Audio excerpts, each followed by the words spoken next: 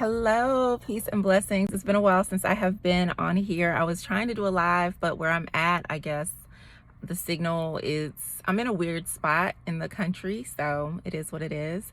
But I'm really excited because as this year is coming to a close, like so many beautiful things are opening up and just coming into fruition.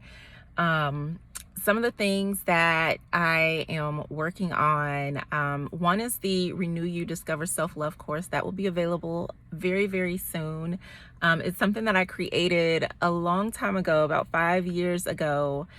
And like I poured everything into this course. So there are, I believe it's 6 modules, and there's a beautiful like introduction where we talk about self-love, but not just like, self-love being the external things we do, like going to brunch and getting our nails done and all of those things, which are totally valid and relevant, but it also talks about, what self-love truly is and how, it's kind of like pieces of us are taken away as we grow and go through certain experiences that kind of deplete us and make us forget that we are essentially the shit. And so we talk about that. We do some reflecting, which I think is really important, because when we know where these limiting beliefs and like thoughts that, I'm not good enough or I'm not worthy, like when we start to unearth where the root of those thoughts and beliefs, that empowers you to change them. So it starts out very heavy because we dive into like these reflective exercises, and then we go into what I like to call the goddess flow, where it's like the remembering of your power, the calling back your power and your energy and love and abundance and all of these things. And then we go even deeper into what I consider like holistic self-love, which covers 4 or 5 areas. I'm trying to think how I bundled them together. So we talk about our physical self, which is not only our body and like our hair and all of that stuff, but it's also the physical spaces that we occupy. It is your home. It also can encompass like your workspace and things like that. So that is like your tangible world, your tangible reality. We have mental, which of course is your mind. We have emotional, your feelings. We have spiritual, and then we have financial or money.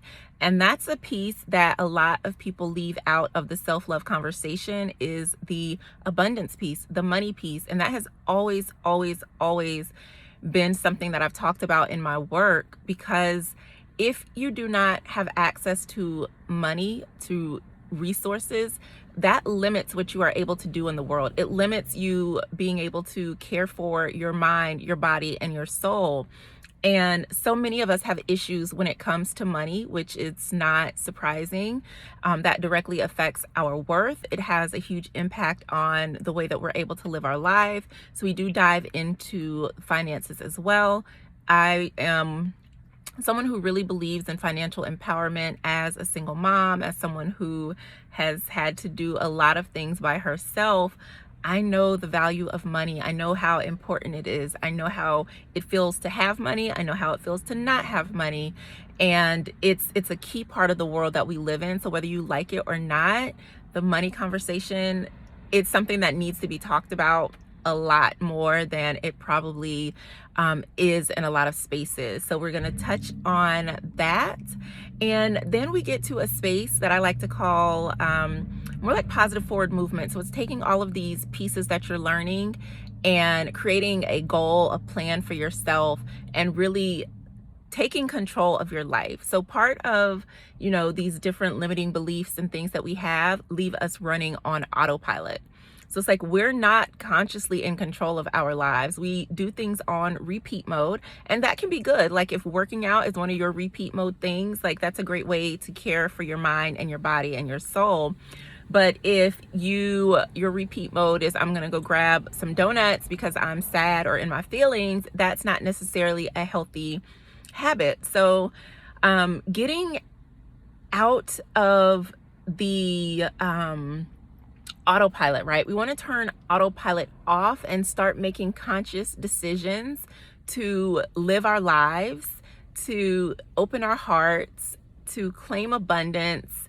And so it's really about acting from the evolved or the healed or the self-loving part of you. One of the things that I'm noticing a lot is how self-love has kind of become and healing as well, it's kind of become a barrier.